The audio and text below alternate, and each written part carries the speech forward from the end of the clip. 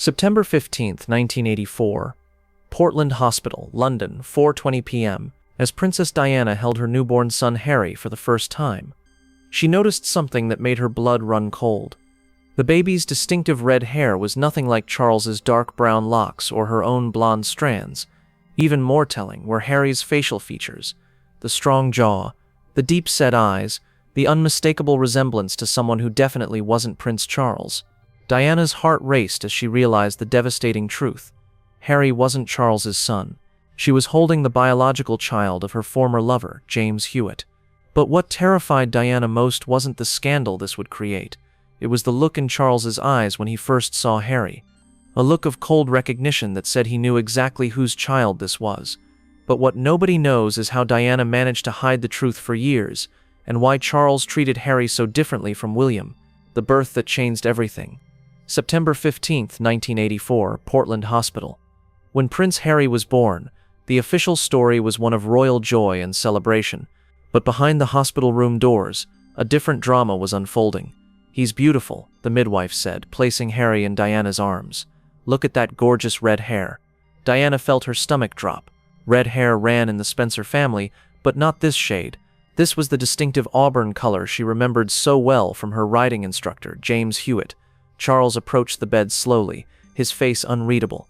When he looked down at Harry, Diana watched his expression change from anticipation to shock to something much darker. "He doesn't look like William did," Charles said quietly. "Babies change so much in their first months," Diana replied, trying to keep her voice steady. But Charles wasn't fooled. He had spent enough time around the Spencer family to know their genetic traits. This wasn't Spencer red hair. This was something else entirely. "Diana," Charles said, his voice barely above a whisper, "we need to talk, alone." The medical staff discreetly left the room, and Diana found herself facing the most dangerous conversation of her life. But wait, you haven't seen Charles's devastating reaction to the truth. The confrontation in the hospital room. September 15th, 1984, 6:30 p.m. "Whose child is this, Diana?" The question hung in the air between them like a sword. Diana looked down at baby Harry, then back at Charles's cold, calculating eyes. "He's your son, Charles. Our son. Don't lie to me, I'm not blind. This child looks nothing like me, nothing like William, and nothing like any Spencer I've ever seen." Diana's mind raced. She had known this moment might come, but she had hoped Harry's features would be ambiguous enough to maintain the deception. "Charles, you're being paranoid." "Am I? When did you last see James Hewitt?" Diana felt the color drain from her face. "I don't know what you're implying." "I'm not implying anything. I'm stating a fact. This child has red hair, strong features, and a facial structure that's remarkably similar to your riding instructor." Charles moved closer to the bed. "Diana, I know about your affair with Hewitt. I've known for months. The question is whether you've made me raise another man's child." Diana realized denying the affair was pointless. Charles had evidence, but she could still protect Harry. "James and I, yes, we had a relationship, but it ended before Harry was conceived." "Did it? Because looking at this child, I'm not convinced." Hold up. What Charles said next would haunt their marriage forever. The cruel declaration. Still September 15th, 1984. The devastating words. Charles looked down at baby Harry with unconcealed disgust. "Diana, I want you to understand something very clearly. I will acknowledge this child as mine because the alternative would destroy the monarchy. But I will never love him the way I love William." Diana felt tears starting. "Charles, he's just a baby. He's a reminder of your betrayal. Every time I look at him, I'll see your lies in Hewitt's face. You can't punish a child for the parents' mistakes." Charles's voice became ice cold. "Watch me. William is my heir and my true son. This child is an obligation, nothing more. Charles, please, you've given me no choice, Diana. You've forced me to claim another man's child as my own. Did you think there wouldn't be consequences?" Charles turned toward the door, then looked back with an expression Diana would never forget. "I'll play the role of father in public, but privately this child means nothing to me. You've made sure of that." Those words would define Harry's entire relationship with Charles for the rest of his life. Don't miss this shocking detail, how Diana tried to protect Harry, the secret DNA test. October 1984, Diana's desperate gambit. 3 weeks after Harry's birth, Diana secretly arranged for a DNA test. She needed to know the truth, and more importantly, she needed to control it. Working with Dr. Michael Linnett, the royal physician, Diana obtained samples from Harry, Charles, and herself. But she also did something else. She contacted James Hewitt. "James, I need to see you. It's about Harry. They met at a discreet location in Kensington. Diana brought photos of the baby. Look at him, James. Really look at him. Hewitt studied the photos, and Diana watched recognition dawn in his eyes. Diana, he looks like me. I know, is he? I don't know for certain. That's why I need your help. Diana explained her plan. She would conduct a secret DNA test, including Hewitt's sample. If Harry was Charles's son, she would destroy the evidence and never speak of it again. If Harry was Hewitt's son, she would hide the truth but needed Hewitt to understand his role. If you are Harry's biological father, you can never acknowledge it, never contact him, never try to be part of his life. It would destroy everything. Hewitt was torn between wanting to know his son and understanding the impossible situation. What if I want to be in his life? Then you'll destroy his life. Harry will grow up as a prince. That's his future. Your feelings are irrelevant. This is where the truth becomes heartbreaking. The DNA results. The results that changed everything. November 1984. The secret truth. Dr. Linnett called Diana with the results of the secret DNA test. She met him in his private office, her hands shaking as she waited for the news that would determine Harry's future. Princess Diana, I have the results. Tell me. Prince Harry is not Prince Charles's biological son. The DNA match with James Hewitt is 99.7% positive. Diana felt the room spinning around her. Her worst fears were confirmed. Harry was James Hewitt's child. Doctor, what happens to these results? That's up to you, Your Royal Highness. Diana made the decision that would protect Harry but doom their family relationships forever. Destroy them, all of them. This test never happened. But Princess, Doctor, if these results ever surface, they'll destroy Harry's life. He'll lose his title, his place in succession, his entire identity. I won't let that happen. Dr. Linnett nodded grimly. What should I tell Prince Charles? Tell him the test confirmed Harry is his son. Give him false results if necessary. You want me to lie to the Prince of Wales. I want you to protect an innocent child from the consequences of adult mistakes. But you're not ready for how this secret affected Charles's treatment of Harry. The Cold Father. 1985-1997. Years of rejection. Despite the false DNA results Diana provided, Charles never believed Harry was his son. His treatment of Harry became a source of constant pain for Diana and confusion for Harry himself.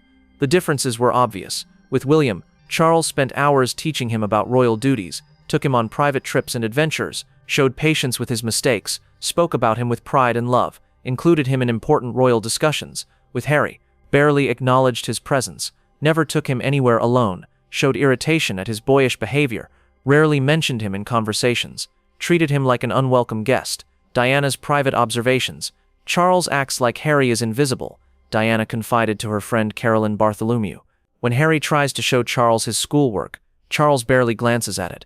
But when William shows the same thing, Charles studies it carefully and offers encouragement. At family dinners, Charles talks to William about his future as king. But when Harry speaks, Charles either ignores him or gives one-word responses. Harry has started asking me why Daddy doesn't love him like he loves William. What am I supposed to tell a 6-year-old? The most heartbreaking incident. In 1990, 6-year-old Harry drew a picture of the family for Father's Day. In the drawing, Charles was holding William's hand while Harry stood alone to the side. When Diana asked Harry about the picture, he said, "That's how Daddy likes it. He only wants to hold William." You're not going to believe what Harry started asking Diana. The questions that broke Diana's heart.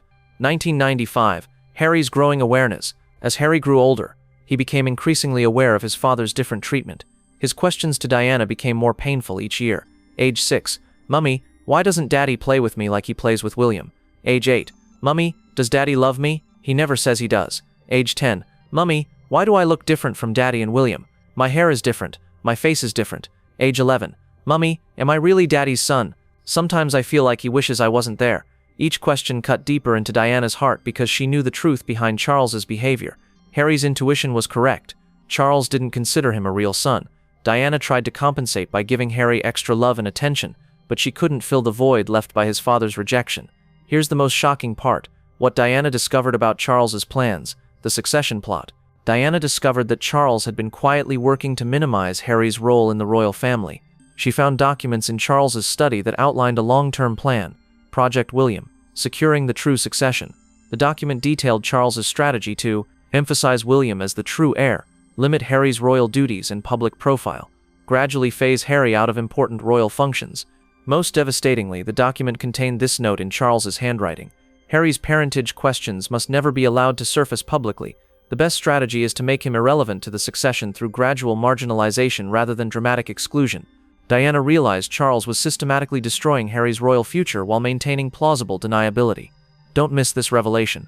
What Diana told Hewitt, the father's dilemma. August 1997, Diana's final conversation with Hewitt. Just weeks before her death, Diana had one final conversation with James Hewitt about Harry. "James, I need you to know something about Harry." "What is it?" "Charles is destroying him. Slowly, systematically, but surely. He treats Harry like an unwanted obligation. Because he knows the truth. Because he suspects it and resents having to pretend otherwise." Diana's voice broke. "Harry is growing up believing his father doesn't love him. And he's right. Diana, maybe it's time to tell Harry the truth. He deserves to know who his real father is, and destroy his life. Take away his title, his place in the family, his entire identity. Give him a father who would actually love him." Diana was quiet for a long moment. "James, you don't understand. The royal family is all Harry knows. Without it, he'd be nothing. At least this way, he's a prince who's unloved, rather than a commoner who's lost everything. Is that really better? It has to be. Because it's too late to change it now. The final truth, what Harry never knew. The secret Diana took to her grave. August 31st, 1997. Diana's death. When Diana died in Paris, she took Harry's true parentage secret with her. All evidence of the real DNA test died with her. But Diana had prepared for this possibility. In her will, she left a sealed letter for Harry to be opened on his 30th birthday. The letter contained the complete truth about his parentage and the reason for Charles's cold treatment. However, the letter was intercepted by palace officials and destroyed before Harry ever received it. Harry continued to grow up wondering why his father treated him differently, never knowing that Charles's behavior stemmed from the knowledge that Harry wasn't his biological son. The tragic irony. Harry spent his entire childhood and young adulthood trying to earn Charles's love, not knowing it was impossible because Charles had convinced himself Harry wasn't really his son. Meanwhile, James Hewitt lived with the knowledge that he had a son he could never acknowledge, watching from a distance as that son struggled with paternal rejection. The truth. The DNA test Diana hid revealed more than just Harry's parentage.